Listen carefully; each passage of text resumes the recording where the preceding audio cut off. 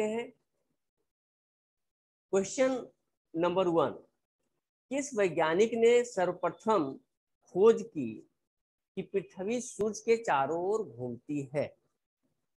इस पर हम लोग चर्चा किए हैं ज्योग्राफी में, लेकिन वर्कशॉप का है तो इसको फिर से हमको देखना है।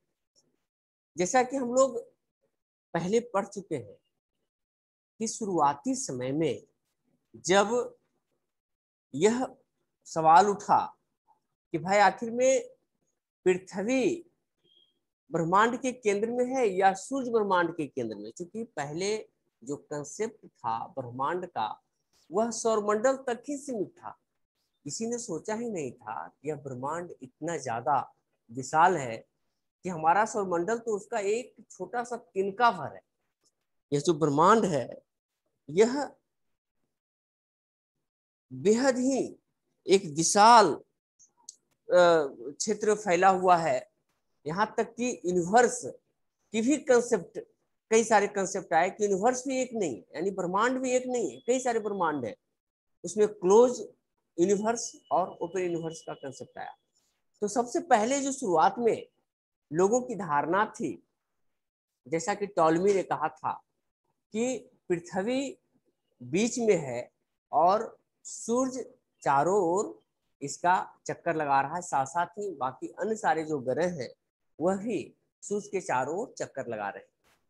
और इसे कहा गया था जियोसेंट्रिक कंसेप्ट, जो टॉलमी ने दिया था। ठीक है, बाद में जाकर के कई साल तक, कई सौ साल तक लोग यही मानते रहे कि पृथ्वी केंद्र में है और सूर्य तथा बाकी जो ग्रह हैं वे इसके चारों ओर चक्कर लगा रहे हैं। बाद में कोपरनिकस ने बताया कि नहीं, केंद्र में सूर्य है और इसके चारों ओर पृथ्वी तथा अन्य ग्रह उपग्रह सभी चक्कर लगा रहे हैं। यानी कि उस समय तक यह धारणा आई कि सूर्य केंद्र में और पृथ्वी और अन्य सारे ग्रह इसके चारों ओर चक्कर लगा रहे हैं। यहाँ तक यूनिवर्स को माना लोगों ने। बाद में गैलीलियो ने जब दूरबीन का आविष्कार किया तो पता चला कि दरअसल यह और भी विस्तार है, सौरमंडल से आगे का भी ब्रह्मांड है, यानी सौरमंडल से आगे का भी क्षेत्र है। बाद में चल करके आकाश गंगा का कंसेप्ट आया कि एक आकाश गंगा है जिसमें ऐसे ऐसे अरबों सूर्य हैं, यानी अरबों तारे हैं। बाद में यह पता चला कि दरअसल आकाश गंगा भी एक नहीं है, आकाश गंगा जैसे अरबों आकाश गंगाएं इस ब्रह्मांड में फैली हुई है ना। और ये लगातार विस्तार करती जा रही है, लगातार फैलती जा रही है, जिसका चर्चा मैंने ज्योग्राफी की क्लास में किया था कि रेड शिफ्ट थ्योरी, डॉपलर का रेड शिफ्ट थ्योरी यह बताता है कि यह ब्रह्मांड का लगातार एक्सपेंशन हो रहा है, उसका विस्तार हो रहा है। रेड शिफ्ट थ्योरी ने क्या बताया था कि जब हम किसी भी खगोलीय पिंड से, जितने भी खगोलीय पिंड को हम ये देख पा रहे हैं, तो उसके प्रकाश को जब हम किसी प्रिज्म से गुजारते हैं तो हम देखते हैं कि जो वर्ण विक्षेप बनता है, यानी जो पट्टियां बनती है, उसमें हम देखते हैं जो स्पेक्ट्रम बनते हैं, उस स्पेक्ट्रम में हम देखते हैं कि जो भी आ रहा है तो रेड की तरफ वो शिफ्ट कर रहा है।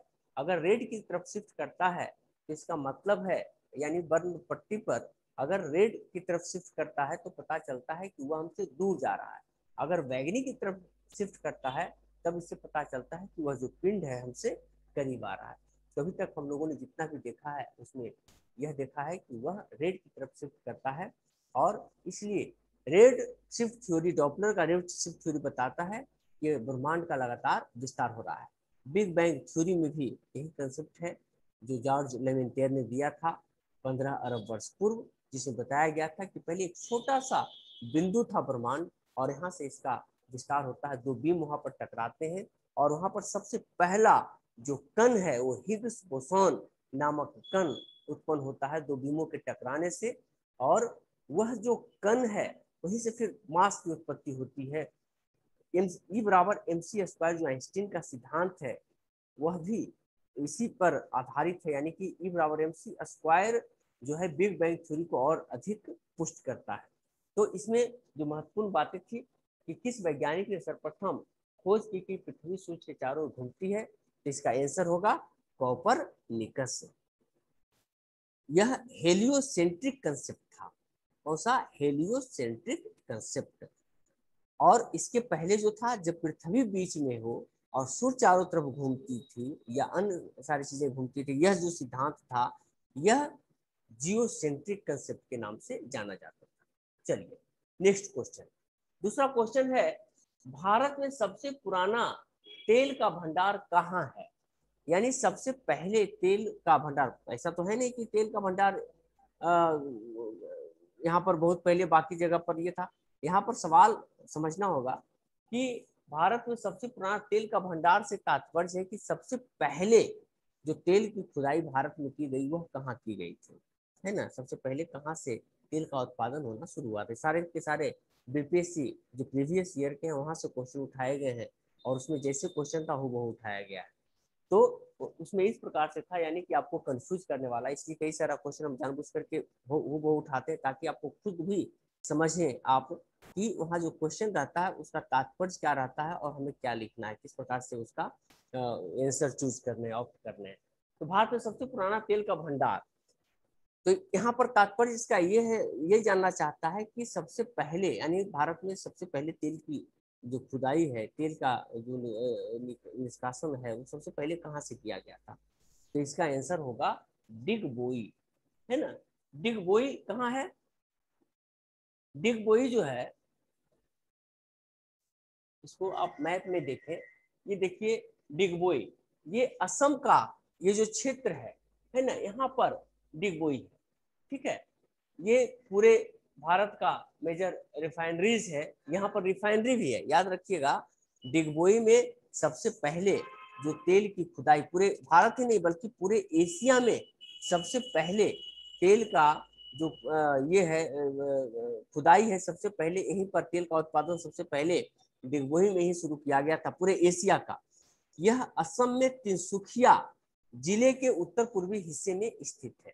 ठीक है, एक छोटा सा नगर है और पहली बार यहाँ पर 1901 में रिफाइनरी की भी स्थापना की गई थी, जो एशिया का पहला रिफाइनरी था। यहाँ अभी भी तेल उत्पादन करने वाले कई सारे कुएं हैं। इसके बारे में कहा जाता है कि असम के जो वो हिस्से हैं, तिनसुकिया वाले हिस्से, वहां पर काठ और कोयला के उत्पादन को लेकर के कुछ फैक्ट्रियां वहां पर स्थापित की गई थी। ठीक है, और उस समय एक रेलवे लाइन बिछाया जा रहा था, उसी को लेकर के डिब्रू सदिया रेलवे लाइन का विस्तार किया जा रहा था और जिसके इंजीनियर थे WL लेक, है ना? WL लेक इंजीनियर थे। और इस काम में रेलवे लाइन को जो बिछाने का जो काम है उसमें कई सारे इंजीनियर कई सारे मजदूरों और हाथियों को लगाया गया था। हाथी सामान उमान लाने और ये करने के लिए उसमें ये किया गया था। इसमें इस दौरान इंजीनियर जो WL लेक था उसने देखा कि जो जंगल से हाथी आ रहे थे तो उनमें कुछ तेल के अंश थे, तेल का चिपचिपाहट उसके पैर वगैरह में लगा हुआ था।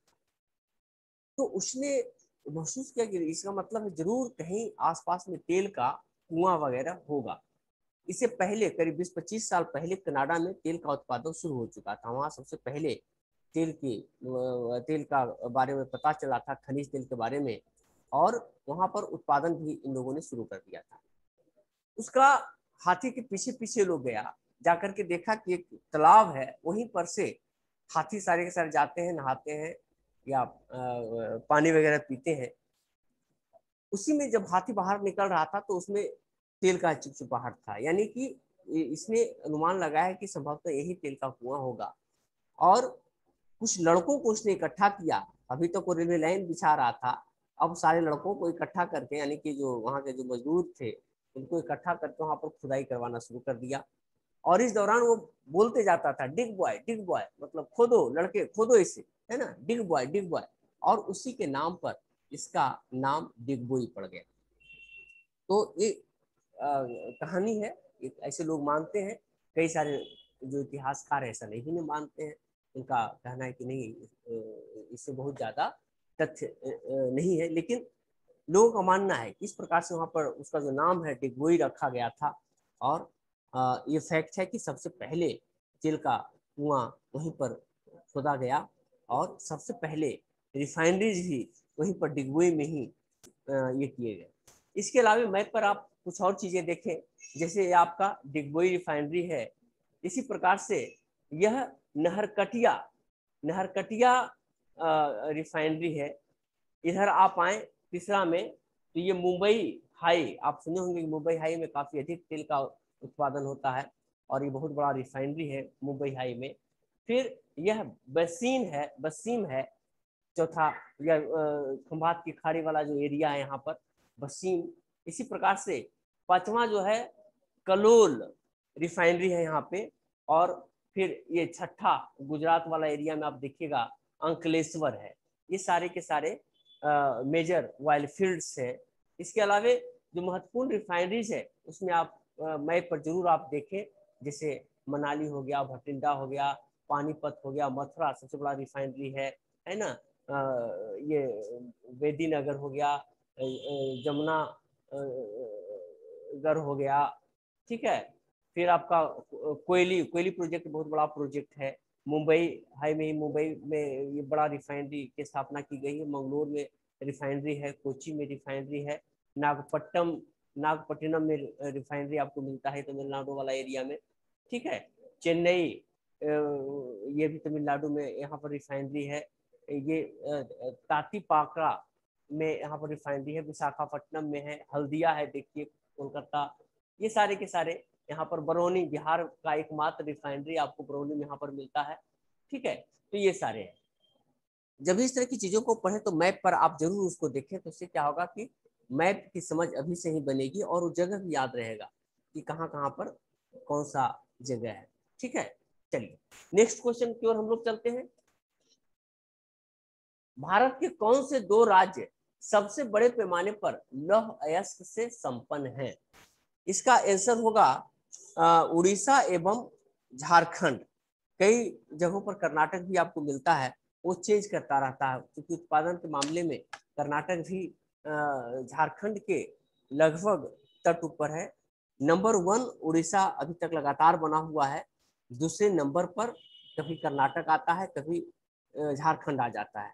तो इसमें कंफ्यूज नहीं होना है, एग्जाम के पहले जरूर इन चीज़ों से अपडेट हो लेनी है कि कौन सा जगह पर कौन सा ये है, भी नंबर 1 कौन चल रहा है, नंबर 2 कौन चल रहा है, एक बार सरसरी तौर पर देख लेना है। अभी जब बात की जाएगी तो उड़ीसा और झारखंड, पहले नंबर पर उड़ीसा, दूसरे नंबर पर झारखंड।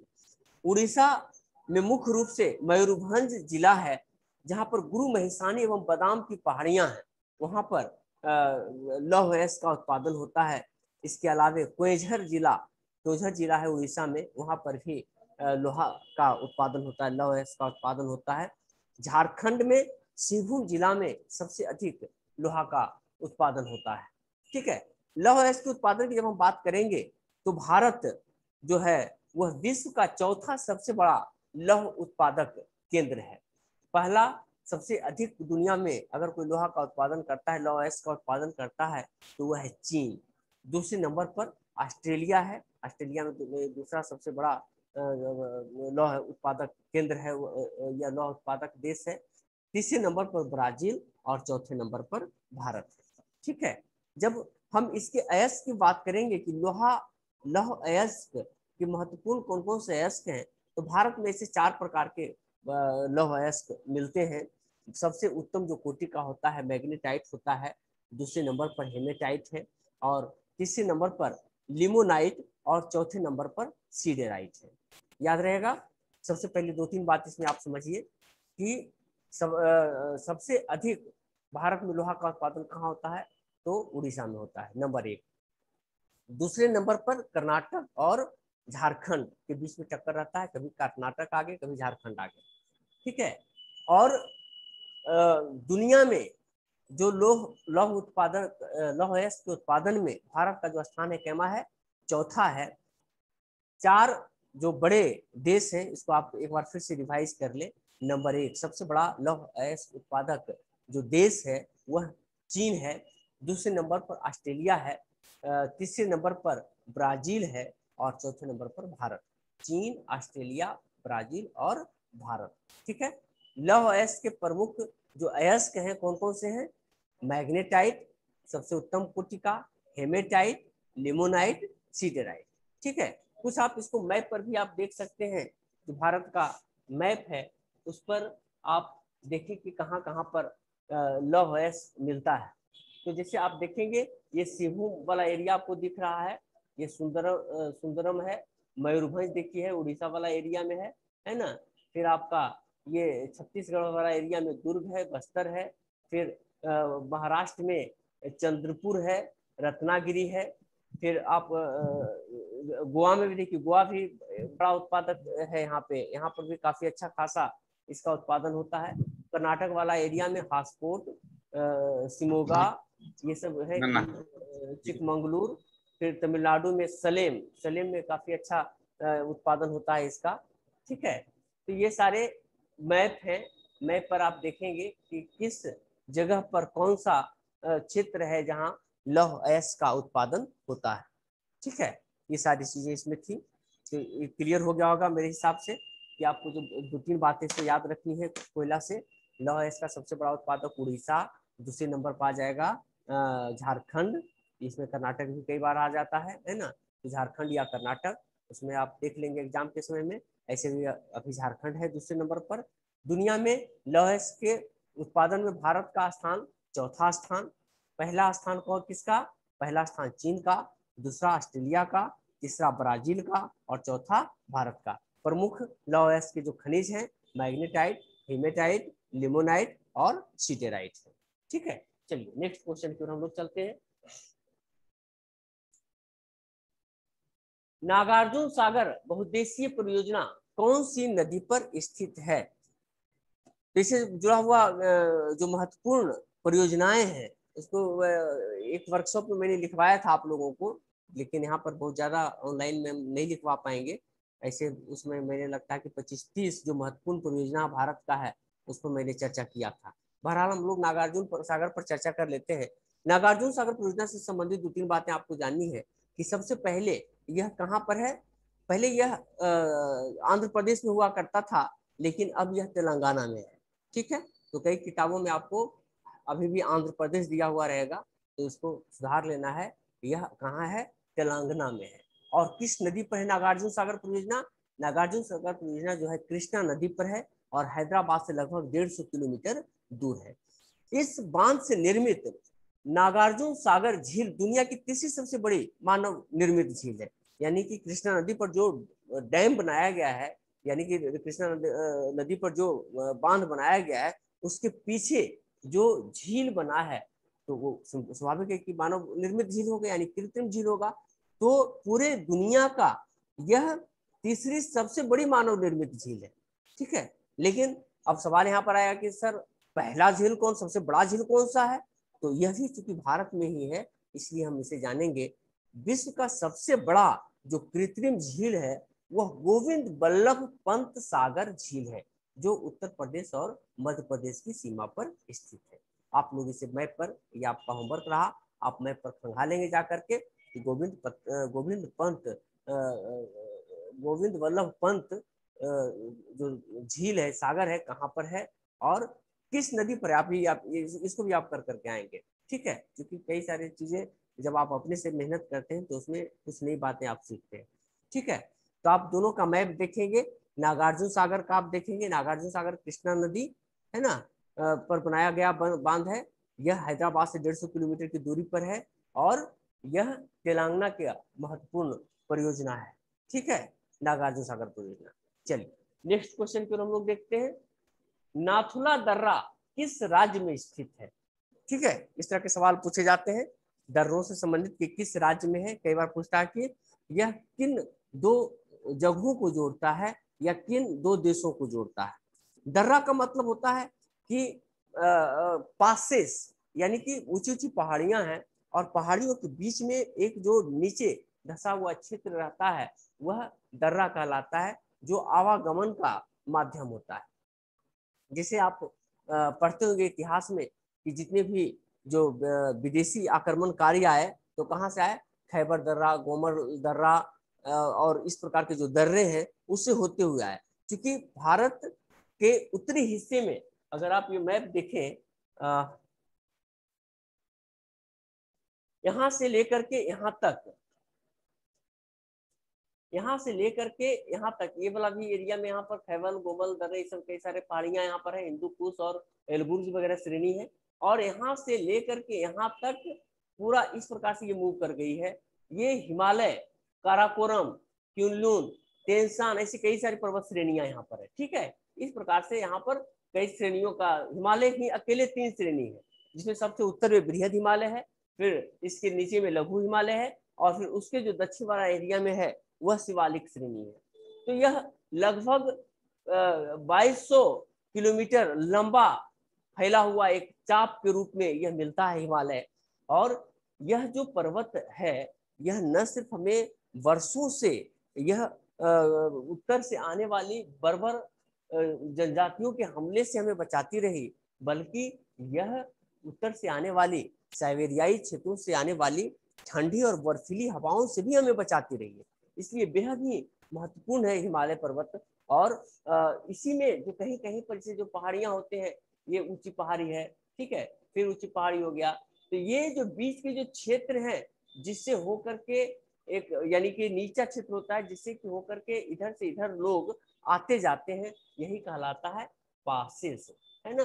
पासेस, पासेस का मतलब होता है दर्रा। ठीक है, तो पूरे हिमालय में कई सारे महत्वपूर्ण दर्रे हैं। दर्रों का जब मैं क्लास बताऊंगा आपको, भारत में जब पढ़ाऊंगा भारत का फिजिकल ज्योग्राफी, तब इसमें इसको और डिटेल से बताएंगे। लेकिन बहरहाल हम 2-4-5 बात इसमें बताएंगे, क्योंकि कुछ कुछ बच्चों का बीपीएससी का एग्जाम वगैरह भी है जो दे रहे हैं, तो दर्रों से संबंधित 2-4 बातों में आपको पूरी की पूरी दर्रे कंप्लीट हो जाएंगे। जैसे इसमें क्या है कि जो यह है कि किस दर्रा कौन से राज्य में है, तो 2-4-5 फॉर्मूला है, उसको आप याद कर लीजिएगा, खाली आप एकदम कंप्लीट हो जाएगा। जैसे जम्मू कश्मीर का जोकापी बाबू, जोकापी यानी जम्मू कश्मीर, जम्मू कश्मीर से क्या हो जाएगा, जो जिला दर्रा, जो जिला दर्रा, है ना। फिर काराकोरम दर्रा, काराकोरम दर्रा, ठीक है, पीर पंजाल दर्रा, बनिहाल दर्रा और बुर्जिल दर्रा,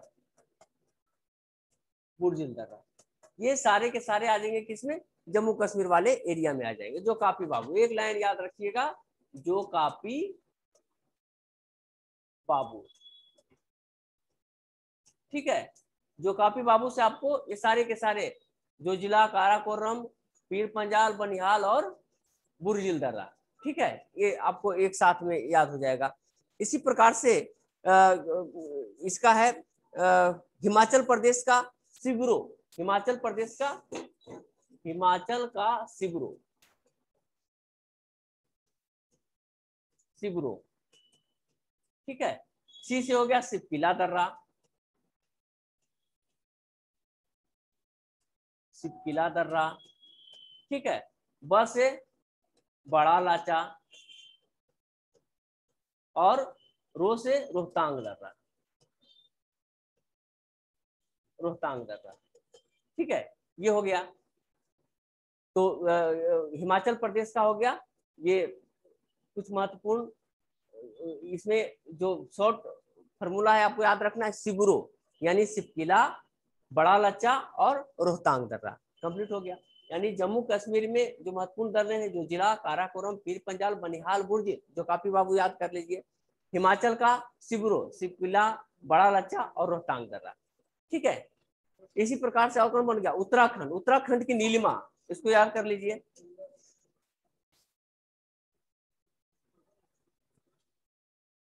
उत्तराखंड की नीलिमा, नीलिमा किसका, उत्तराखंड की, उत्तराखंड की नीलिमा, ठीक है। नी से हो गया नीति दर्रा, नीति दर्रा, ली से हो गया लिपुलेख दर्रा, लिपुलेख दर्रा, और माँ से हो गया माना दर्रा, माना दर्रा। ठीक है, तो ये 3 दर्रे हैं कहाँ, उत्तराखंड में। तो ये कंप्लीट हो गया आपका।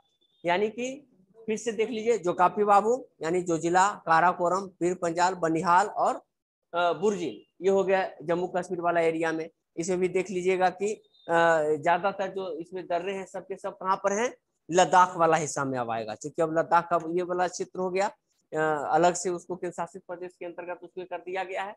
दूसरा है उत्तराखंड की नीलमा, नीति दर्रा, लिपुलेख दर्रा और माना दर्रा। हिमाचल प्रदेश में आपने देख लिया सिब्रो यानी सिपकिला दर्रा, बड़ा लच्चा, फिर था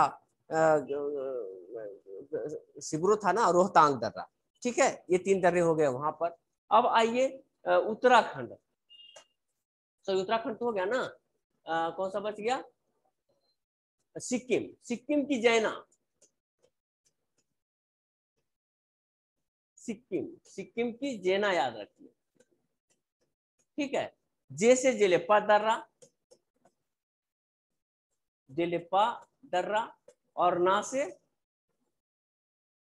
नाथुला दर्रा।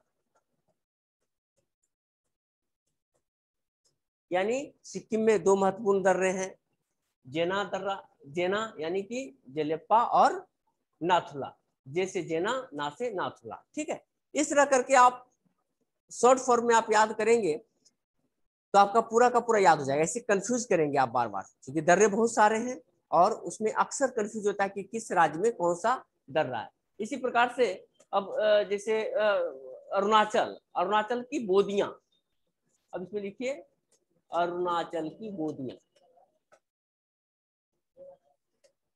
अरुणाचल की बोदी, बोदियां, वो से हो गया बोमडीला दर्रा, बोमडीला दर्रा। ठीक है, दी से हो गया दिफू दर्रा। ठीक है, और तीसरा हो गया यहाँ से यांगप्पा दर्रा, यांगप्पा दर्रा। ठीक है, यानी अरुणाचल की बोदियां हो गई, बोमडीला, डिफू दर्रा और यांगप्पा दर्रा। तो इस प्रकार से सारे के सारे आपके ये जो है दर्रा जो पासेज हैं, एक बार में एक झटके में आपको पूरा का पूरा याद हो जाएगा। ठीक है, चलिए नेक्स्ट क्वेश्चन हम लोग देखते हैं।